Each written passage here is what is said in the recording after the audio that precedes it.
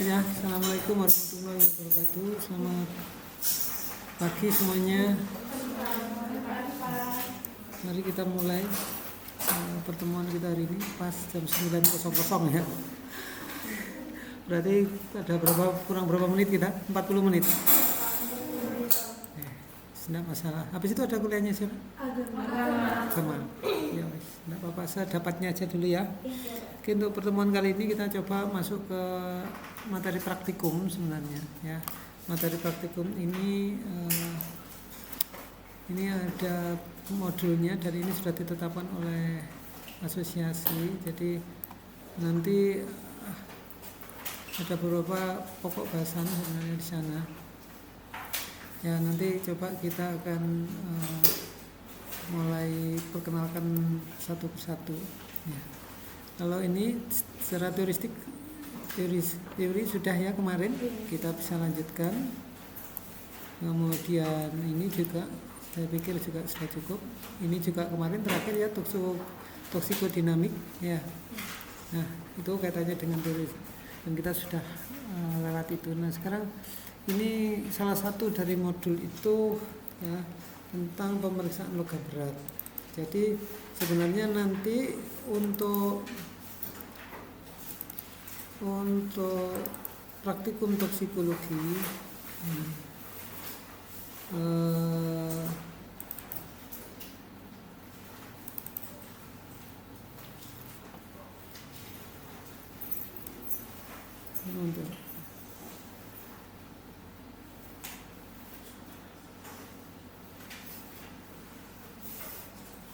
nanti yang pertama ada pemeriksaan logam berat. Nanti ada 3 logam berat itu ya, kemudian ini nggak ada daftar isinya, sebentar. Kemudian nanti logam beratnya ada 3, nanti ada arsen, cyanida, sama merkuri untuk logam beratnya. Kemudian nanti untuk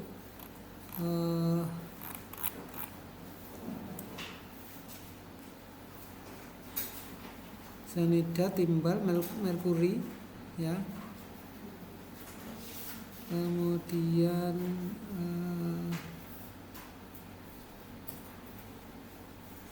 ada lagi pestisida modul 3 nanti. Jadi keracunan pestisida ya. Kemudian tentang karbon monoksida. Yang logam berat tadi ada 3 itu ya. Ada 3 nanti kita ini timbal, raksa, arsen, merkuri, tambah merkuri. Raksa ini merkuri, timbal, raksa, arsen. Nanti yang cyanida sendiri berarti cyanida ya.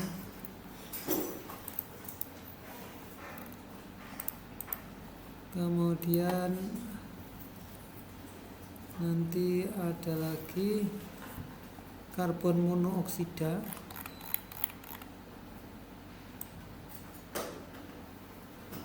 Kemudian ada lagi tentang analisa karboksi hemoglobin ya. Kemudian nanti ada lagi tentang napsa. Nanti kita akan pelajari tentang narkotika ya, psikotropika dan zat-zat yang psikotropika ya. Kemudian nanti pemeriksaan psikotropika pada urin. Nah, nanti mudah-mudahan kita bisa menjalin kerjasama dengan BNN sebelah kampus kita ini. Nanti kapan-kapan kita jalan-jalan di sana ya. Kemudian nanti juga ada alkohol, pemeriksaan alkohol. Kemudian ada lagi nanti modul 6 itu tentang toksisitas obat. Ya, nanti ada paracetamol ya, asam salisilat ya. Nah, itu beberapa yang menjadi kajian sesuai dengan kurikulum kita. Dan ini sebenarnya ini kan kita masih namanya toksikologi dasar ya. Nah, ini nanti sebenarnya sebagian nanti akan kita bahas di toksikologi klinik ya.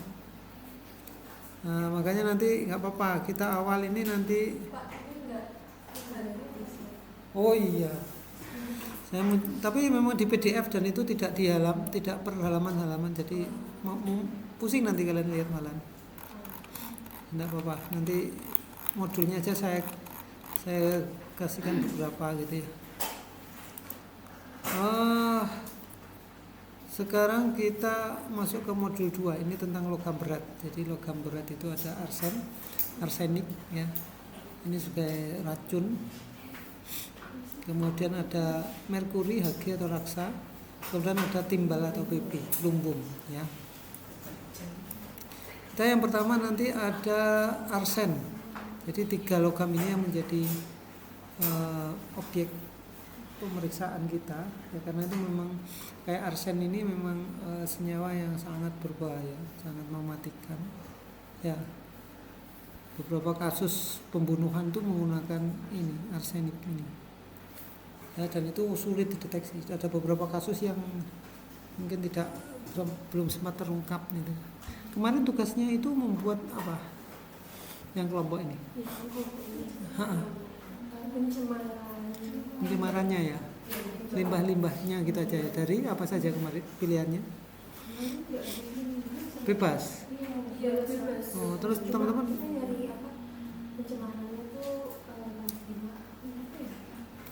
kelompok 1 siapa mana kelompok 1? Nah, kemarin mengerjakan tentang apa? Pencemaran apa? Pencemaran radioaktif. Radioaktif. Yang kelompok 2? Kelompok 2 tentang apa?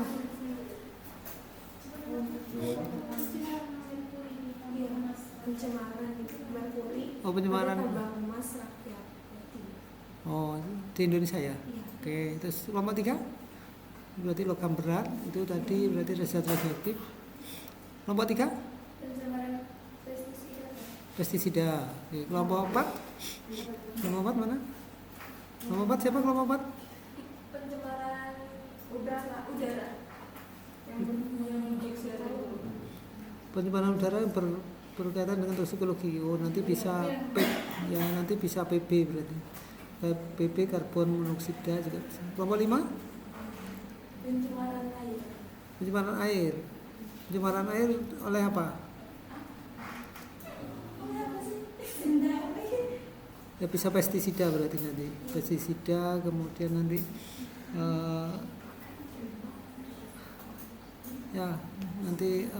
insektisida dan berbagai yang berkaitan dengan produk-produk industri dan pertanian misalnya. Ya.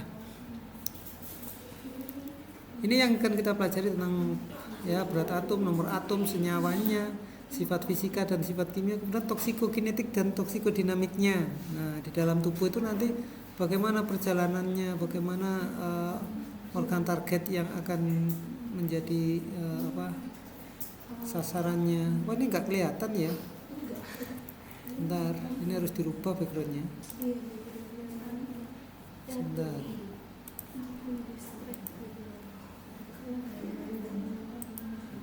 Ya, backgroundnya harus dirubah. Kalau begini bisa kelihatan gitu. Kelihatan ya gini ya. Gini aja. Nah, yang pertama arsen ini, memiliki kalian nanti bisa baca lebih banyak tentang atom-atom itu ya, nanti cari di literaturnya, di buku-buku kimia unsur ya, sifat fisika dan sifat kimia.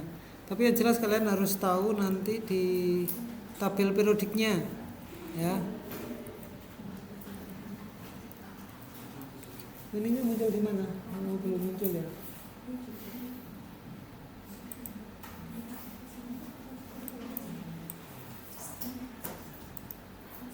Ini ya, di sini cukup ya.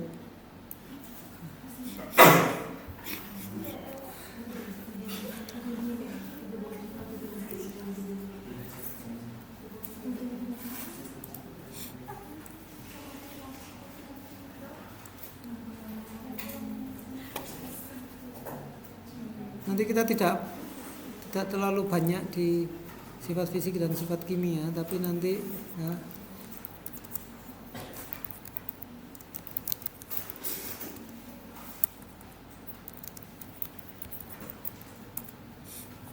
tapi nanti teman-teman coba dibaca ya. cari sifat fisika dan sifat kimia. Kemudian tabel periodik sudah punya, jadi nanti kira-kira di mana ya letaknya.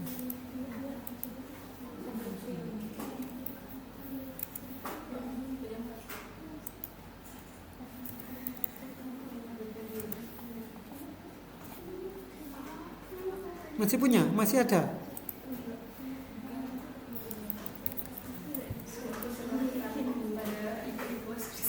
Sudah diwariskan?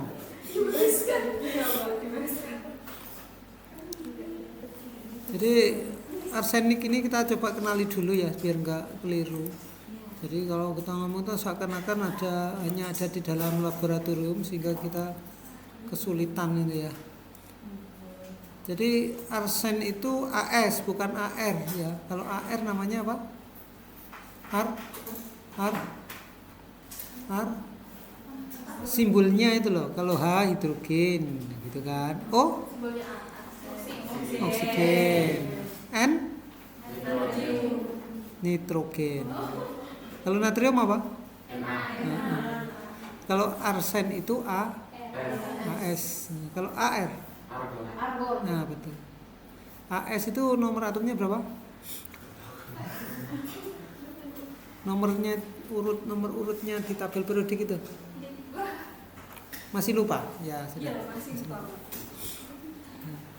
Jadi nanti dilihat ya, itu nomornya 33. Jadi ya, nanti kira-kira paling dekat dengan apa ya. Jadi kalian nanti biar enggak ya nanti kan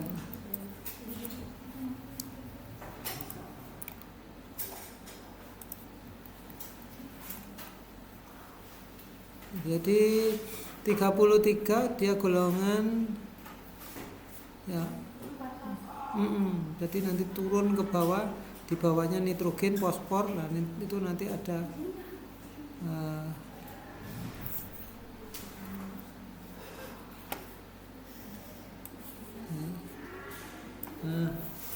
ada tidak? Nah ini.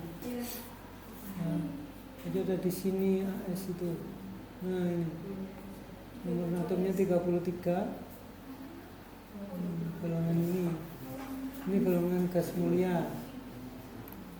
Nah ini yang ini itu kalau biru gini adalah berarti logamnya logam transisi. Kalau yang biru ini berarti non logam tapi reaktif.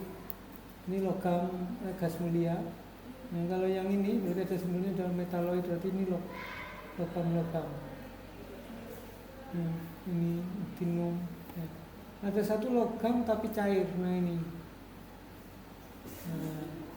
Hg ini, raksa ini. Ya, jadi kita sebenarnya harus tahu posisinya di mana.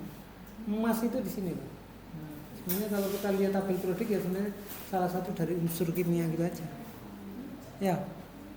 Meskipun nanti ini dicari banyak orang, ya. Nah, sebenarnya pakai platinum apa emas sebenarnya jejer aja. Iya kan? Nah, platinum ini sebenarnya kita kenal dengan emas putih sebenarnya.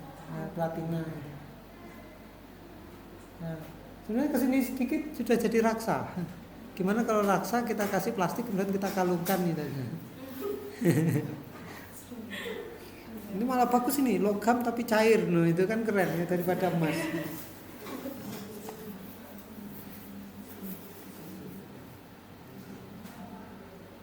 Oke ya. Jadi ini posisi dari si arsen. Jadi dia itu tidak berbau, tidak berwarna, tidak berbau dan tidak berwarna. Kalau kita ketemu arsen itu ya sulit untuk mendeteksinya. Kalau kita kan oh ini aroma parfumnya siapa gitu kan, biasanya apal ya temannya. Oh ini baru keluar ruangan ini kayaknya. Nah, kalau arsen enggak bisa. Dan ini terbentuk secara alami, ada di kerak bumi, ada di tanah, ada di udara, ada di air. Ya. Di beberapa makanan itu juga kadang juga mengandung itu. Misalkan ada beras, di beras itu ada. Hati-hati.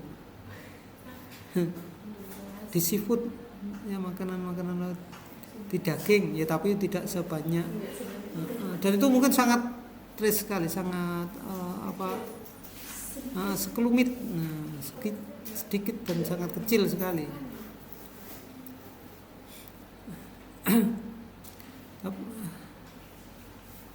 Jadi nanti kalau dia bentuknya sudah dalam bentuk senyawa anorganiknya, nah itu dia baru ya menyebabkan keracunan yang serius ya. Jangka pendek maupun jangka panjang, dan ini kalau terus-terusan bisa bersifat karsinogenik, arsen ini. Kalau yang parah ya mematikan ya. Ini biasanya di air sumur itu, masa air sumur pribadi kalau misalkan kedalaman tertentu, ya makanya sebenarnya perlu untuk begini. Makanan juga sebenarnya, termasuk di asap rokok. Nah, itu ada. Karena berangkatnya dari mana sebenarnya, bukan dari ininya, dari asap dari rokoknya, tapi dari pestisida yang disemprotkan pada tembakau. Jadi ya dari sana asalnya. Berarti rokoknya nggak bahaya, Pak? Ya enggak, asalkan nggak ada arsennya. Rokok itu juga sebenarnya nggak bahaya kalau nggak ada koreknya ya.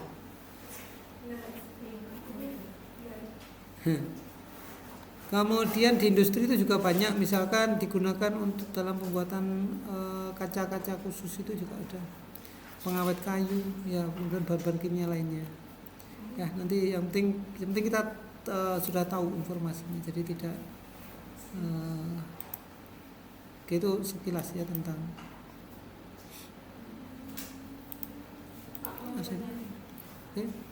Kalau kan ada beberapa kasus kayak orang lagi bersihin sumur, terus keluar gas beracun tuh biasanya dari mana? Dari sumur.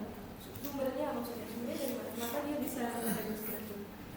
Ya, kalau di bumi itu kan ada kulit-kulitnya, masih ada lapisan-lapisannya yang disebut juga kerak bumi, kulit bumi itu.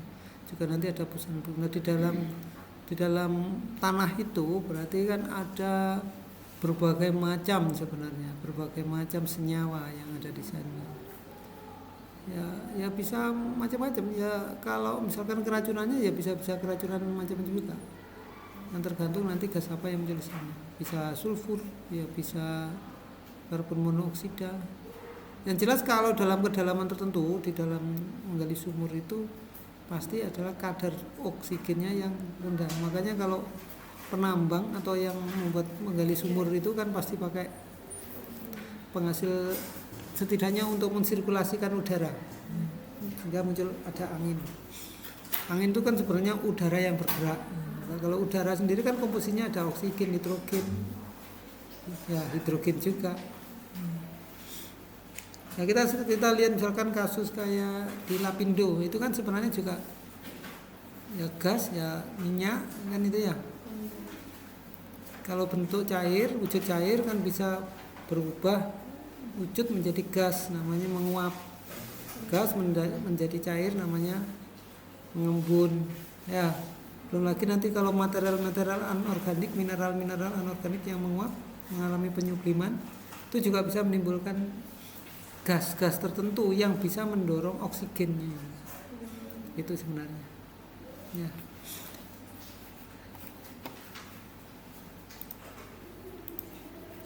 Nah, ini sekarang untuk praktikumnya ada ini alat-alat yang digunakan nanti ya. Muncul. Ada labu ukur, labu Erlenmeyer. Sudah tahu Erlenmeyer? Tabung reaksi, water bath. Pemanas itu yang pakai air ya. Kemudian kapas PBA start, kemudian ada biji ZN atau seng ya.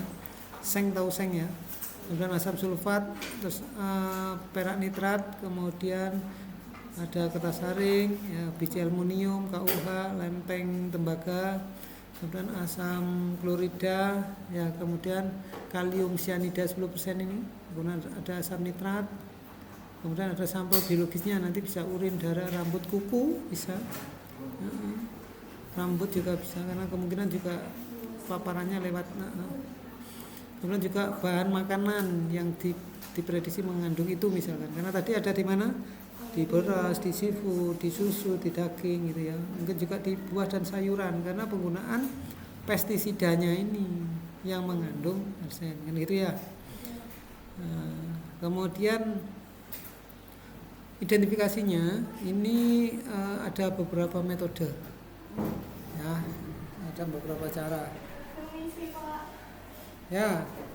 Maaf Pak, telat banget Pak ya. Ya,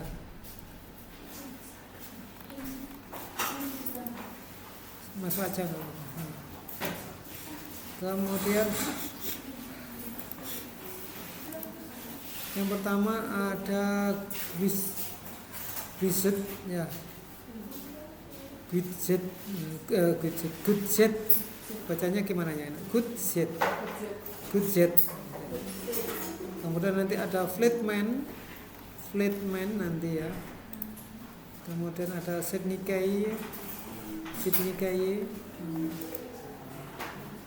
Kemudian ada juga metode Sanger Black ya, ada 4 nanti yang akan kita gunakan. Jadi dalam pemeriksaan itu seperti kita ingin menuju suatu tempat dengan berbagai jalur. Kamu pergi ke kampus ya, bisa dari arah sana, dari timur, kemudian ada yang bisa dari Gunung Klotok, kemudian ada yang bisa dari Selomangleng ya. Dan semua cara itu nanti ya disesuaikan, artinya sesuai dengan kebutuhan kita. Tapi kita dengan praktikum ini kita akan coba membandingkan nanti dengan berbagai metode identifikasi ini kira-kira seperti apa perbedaannya. Kalau Guizet ini prinsip kerjanya adalah pembebasan logam perak oleh senyawa arsin. Nah, nanti sebanding logam peraknya dengan arsin. Jadi peraknya yang dihasilkan itu berapa dan arsinnya itu akan ya sebanding itu.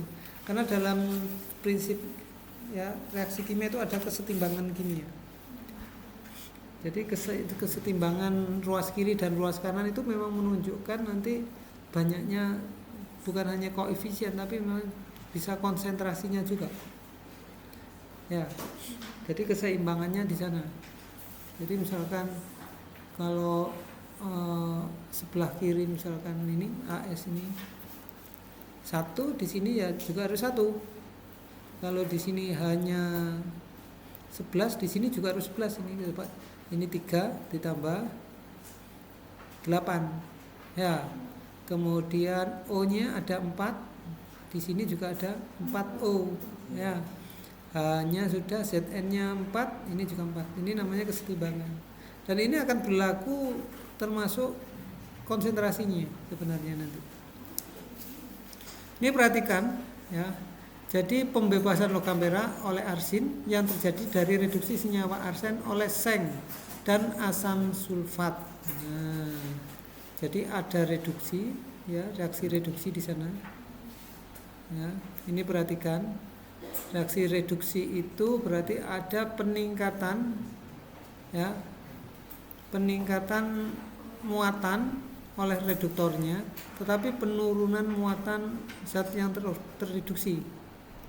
Ya, ini ASO4 3- ya, plus Zn-nya, logam Zn tadi, plus H ini berarti kondisi asam, makanya perlu ada HNO3 H2SO4 itu nanti kira-kira untuk ini.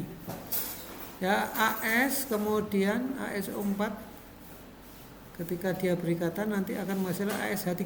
Nah, ASH3 inilah yang akan direaksikan dengan AgNO3.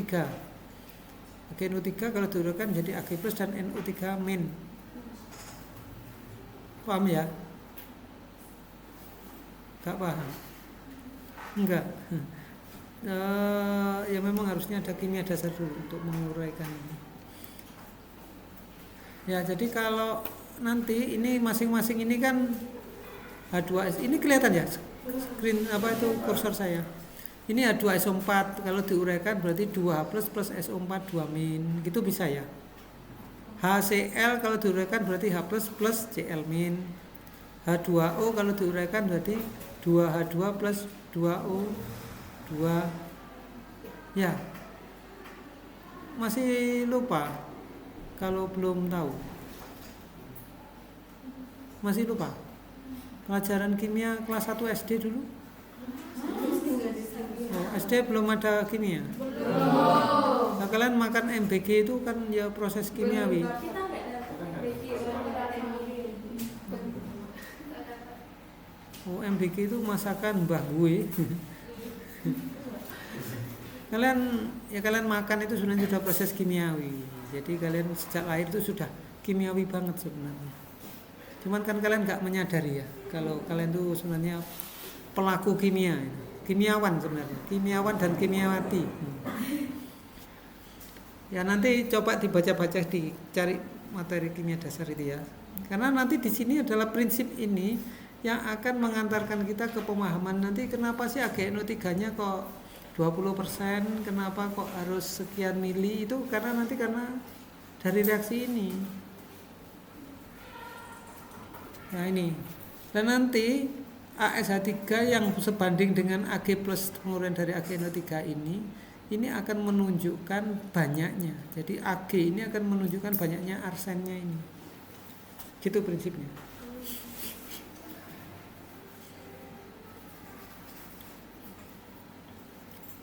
Bisa dipahami. Jadi kalau kalian misalkan nggak tahu harganya sesuatu, misalkan kalian harga sepatu misalkan, kalian nggak tahu harganya dan nggak punya uang untuk harga sepatu, tapi kalian punya beras 1 karung misalkan. Kemudian untuk tahu harga sepatu, ya kita tukar aja dengan beras. Berapa karung? Oh cuman butuh setengah karung, ya sudah. Kalau gitu kita jual beras itu kalau setengah karung berapa? 500.000. Oh berarti harga sepatu kita sebanding dengan setengah itu. Berarti harga sepatu tinggal 250. Nah, untuk mengetahui jumlahnya arsen, kita harus tahu nanti berapa dia bereaksi dengan perak. Ya karena peraknya kan sudah diketahui konsentrasinya. Nah perbandingan yang sebanding ini, inilah yang akan, oh berarti peraknya karena sekian berarti arsennya sekian. Nah, gitu. Bisa dipahami analoginya ini? Bisa ya? Enggak juga nggak apa-apa sih. Jadi kalian nggak usah tertekan bisa pak, meskipun nggak bisa. Kalau nggak bisa ngomong nggak bisa pak, gitu nggak apa-apa. Biar nanti saya bisa, oh saya harus mengulangi mulai mana. Ya, apa-apa. Namanya belajar. Kita itu sebenarnya bukan nggak pinter, tapi memang belum tahu aja. Ya, belum tahu kalau kita belum pinter. Belum tahu kalau kita memang belum pernah membaca, belum mendengar.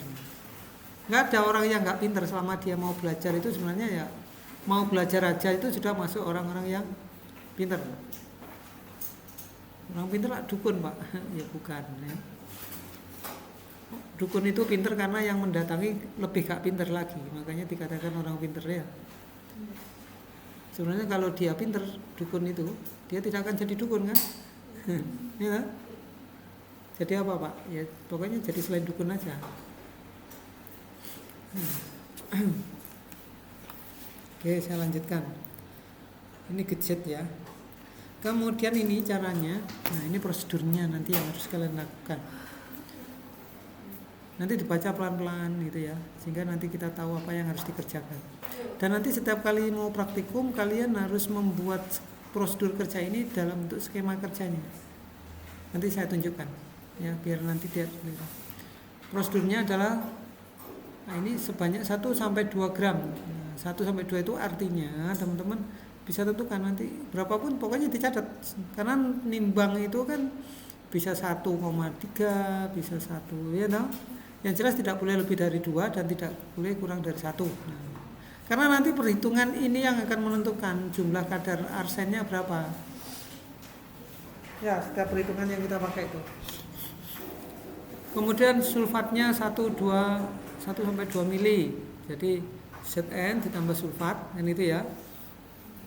Nanti dilihat skemanya seperti apa. Kemudian ditutup dengan kapas PPA start. Kemudian tutup permukaan tabung dengan kertas saring yang telah dibasahi AgNO3. Kemudian dipanaskan pada water bath tadi, berarti direndam ya dalam air panas itu selama 2-3 menit. Dicatat. Jadi setiap yang kalian lakukan itu apapun dicatat, terus perubahan apapun yang bisa diamati juga dicatat. Apa yang dilakukan dan apa yang terjadi ketika kalian melakukan perlakuan. Gitu ya. Misalkan ini saya lihat kemudian berubah jadi hijau. Baru dilihat aja Pak, belum dicampurkan misalkan. Ya nggak apa-apa, berarti ada perubahan. Ketika sudah saya reaksikan, oh terjadi endapan. Gitu ya. Jadi kalau di praktikum itu adalah melakukan apa yang ada di prosedur, ya, dan mencatat setiap apa yang sudah kalian lakukan. Mencatat itu bisa waktunya, bisa jumlahnya, bisa frekuensinya. Kemudian mengamati yang telah kalian lakukan, hasil yang telah kalian atau dampak yang telah kalian lakukan. Kemudian mendokumentasikan hasil pengamatan kalian. Nanti ini yang membedakan kita dengan penelitian. Kalau penelitian kan kita merancang dulu apa yang akan kita kerjakan, kemudian kita mengerjakan apa yang sudah kita rancang. Kalau sudah kita kerjakan, kita analisis apa kita catat yang kita lakukan, hasil yang kita kerjakan, ya, kemudian kita menganalisis yang kita kerjakan. SOP-nya nggak ada, tapi kita yang harus mendesain. Nah, kalau praktikum SOP-nya ada, prosedurnya ada, kalian tinggal melakukan dan mengamati dari hasil apa yang kalian kerjakan. Ya. Kemudian lepaskan kertas saring dan amati permukaan. Nah, ketika dibuka nanti dilihat kertas saringnya kira-kira seperti ini atau tidak. Ya. Bila terdapat bercak berwarna coklat, menunjukkan adanya cemaran pada reaksi. Nah, kemudian dikeluarkan, lalu ditambahkan sejumlah contoh yang telah dimungkinkan. Contoh ini berarti sampel-sampel tadi itu, sayuran, buah, daging, apa saja tadi, kuku, rambut, ya, darah, urin. Nah itu tadi yang itu sudah maksudnya dimungkinkan, itu sudah dilarutkan dengan pelarutnya masing-masing. Nanti kita lihat, mungkin bisa cukup aquades, ya pakai aquades saja. Kemudian dimasukkan lagi kertas PP, ya, ke dalam tabung, lalu tutup, ya, sama persis perlakuannya, dan dibasahi dengan AgNO3 lagi kayak tadi. Tabung dipanaskan lagi 2 menit. Lihat, amati permukaan kertas saring, apakah ada seperti itu atau tidak. Kalau ada seperti itu, berarti ada cemarannya yang mengandung arsen. Kontrol positifnya, terbentuk warna coklat kehitaman pada permukaan bawah kertas saring. Jadi kalau ada warna coklat kehitaman, berarti nanti dia positif mengandung arsen. Nah, prosedur itu bisa digambarkan seperti ini. Jadi kalian membuat, prinsipnya adalah bahan, ini perlakuannya, ini hasilnya. Di antara perlakuan ini mungkin ada alat-alat khusus yang digunakan. Kalau misalkan tabung reaksi, ini kan alat-alat umum sebenarnya, ya. Jadi kalau misalkan perlakuan satu diukur absorbansinya, menggunakan alat berarti spektro, tulis. Dibuat simbol seperti ini aja. Kalau bahan kotak, alat bunter misalkan, bulat gitu misalkan. Ini untuk memudahkan kita, ya. Ini kayak tadi tuh, serbuk Zn dimasukkan tabung reaksi, ditambah asam sulfat, kan gitu ya. Kemudian disumbat tabung dengan tadi kapas BB tadi, ya. Kemudian ditambahkan AgNO3 pada kertas saring, dipanaskan, dilepaskan, amati perubahan, kemudian diganti sampel tadi, bagaimana hasilnya. Paham ya? Prinsipnya ya seperti itu. Nanti mau prosedur apapun ya dibuat seperti ini. Jadi kalian nanti latihan melihat dan membuat ini. Nanti akan saya kasihkan prosedurnya, kemudian kalian buat skemanya. Ya. Dan ini dibuat sebelum praktikum dilakukan. Jadi namanya jurnal praktikum. Jadi ada jurnal, ada laporan praktikum. Kalau jurnal nanti sampai prosedur kerja ini. Kemudian dibuatkan tabel pengamatannya. Dan setiap kalian melakukan perlakuan seperti ini, catat nanti, ya. Tambahkan H2SO4, H2SO4-nya warnanya apa? Serbuk Zn dimasukkan ini, serbuk Zn-nya berwarna apa sengnya ini. Kalau sudah ditambahkan berubah menjadi apa? Ada perubahan atau tidak? Gitu, ya. Dong, paham? Paham ya? Paham tidak? Yakin? Tidak Pak. Gitu. Ya, paham tidak? Ngantuk? Tidak. Tapi selir. Menguap terus. Tulis tangan. Ya, nanti kalau untuk praktikum ditulis tangan. Jadi masing-masing.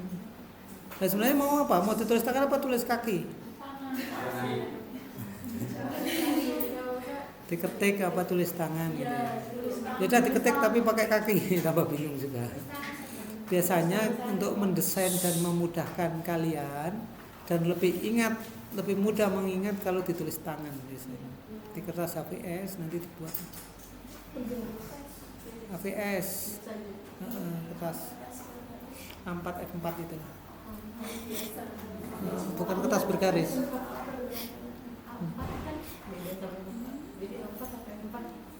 Ya, nanti sepakati aja kelas kalian pakai apa gitu. Yang lebih murah mana, yang lebih praktis dan mana. Tapi biasanya teman-teman ya A4 kan lebih kecil gitu. Kayak ya di nganu pokoknya rapi gitu aja. Ya nanti kita makanya nanti sebelum kita ke labnya kita praktikumnya buat jurnalnya dulu kita pelajari sambil disiapkan ya. Baru nanti kemudian dengan cara flatman. Nah, ini cara yang kedua karena ada 4 tadi ya. Ini jam berapa?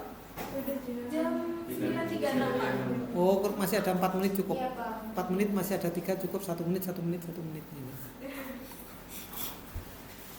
Kalau ini prinsip kerjanya pembebasan logam perak oleh arsin. Sama kayak tadi masih perak.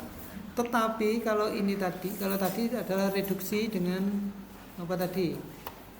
Reduksi oleh senyawasan oleh seng dan asam sulfat. Nah, kalau yang ini seng dengan kalium hidroksida dengan KOH. Ya, jadi bedanya ini saja sebenarnya.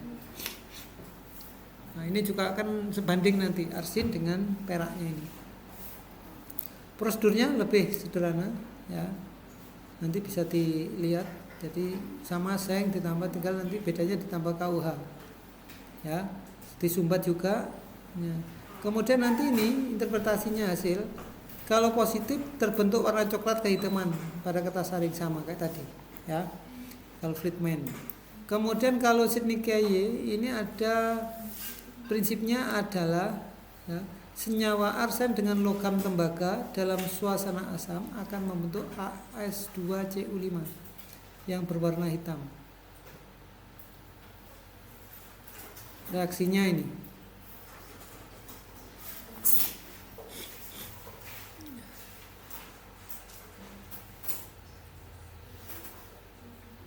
Ya. Nah, nanti yang dilakukan hampir sama ya. Sampel dihomogenkan, dimasukkan Erlenmeyer, ditambah 20 ml air, kemudian 4 ml HCl, kemudian bersihkan KCU dengan asam nitrat, dikeringkan dengan etanol 96%, kemudian dimasukkan ya kawat tembaga tersebut ke dalam Erlenmeyer yang telah berisi sampel tadi. Kemudian dipanaskan dengan water bath selama 30 menit. Ya.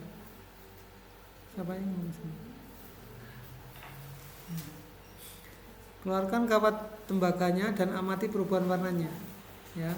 Bila lapisan hitamnya larut dengan KCN, kalium cyanida, ini menunjukkan adanya senyawa arsen. Ya. Jadi nanti kalau dia positif mengandung cemaran atau arsen, akan terbentuk lapisan hitam pada tembaga yang larut dalam KCN. Jadi kawat CU yang dimasukkan tadi ya terbentuk akan ada lapisan, jadi ada kayak menghitam kayak berkarat gitu. Tapi kalau dikeringkan nanti dia akan larut di dalam KCN-nya ini. Ya, kemudian satu lagi metode Sanger Black. Prinsipnya arsen direduksi oleh H2. H2 terjadi Zn granulate plus asam sulfat yang menjadi arsin, selanjutnya dialirkan melalui kertas sublimat. Nah, reaksinya ini. Reaksi-reaksi ini nanti kalian perhatikan dan kalau bisa dipahami ya. Sehingga nanti kalau kalian menuliskan bisa. Nah ini, nanti akan ada perubahan warna, gradasi warna dari kuning, kemudian orange, kemudian coklat. Nah, kalau kuning itu berarti AsHgCl3, kalau orange itu HgCl2. Nah kalau sudah coklat ini berarti As2Hg3, warnanya coklat ini. Ini cara kerjanya, menggunakan Erlenmeyer ya. Tambah butir Zn dan H2SO4, kemudian lampu tersebut ditutup dengan karet, jadi penutup karet ini yang bulat gini. Nah ini yang sudah dipasang di tabung kaca, jadi masuk di sini kacanya ini ada lubang, kemudian ada karetnya, kemudian kacanya dimasukkan. Jadi tidak ada sela-sela lain yang bisa keluar dari sini, udara yang keluar dari ini. Jadi kalau ada gas dia akan masuk ke sini, nah, ke gelasnya ini, ya ke corongnya ini. Tunggu kurang lebih 1 jam. Hasil positif ya bila kertas sublimat pada tabung C ya, pada tabung C berubah menjadi kuning, oranye atau coklat. Ini tabung C ini. Ya, jadi perubahan warnanya ini. Ini khusus untuk arsen ya. Oke, cukup hari ini. Nah, sekarang buat latihan. Ini nanti dikerjakan di rumah ya. Hah? Oh, sudah kerjakan yang ini ya? Berarti untuk prosedurnya kemarin juga sudah? Sudah? Oh, berarti sudah dicatat semua? Ya bagus, tapi harusnya tadi kalau sudah ya kita bisa lanjutkan ke raksa mestinya tadi, biar tidak mengulangi lagi. Sudah? Ya gak apa-apa, berarti kan semakin paham ya. Ini sudah dikerjakan berarti? Sudah dikumpulkan? Ya, minggu depan ya. Berarti minggu depan kita akan melanjutkan merkuri, kemudian timbal. Ya. Oke, terima kasih banyak untuk hari ini. Ada yang mau didiskusikan sebelum sebelum kita ditutup? Yang skema kamu buatnya di laptop. Oh gitu, sudah dibuat. Bukan gambar, foto laptop.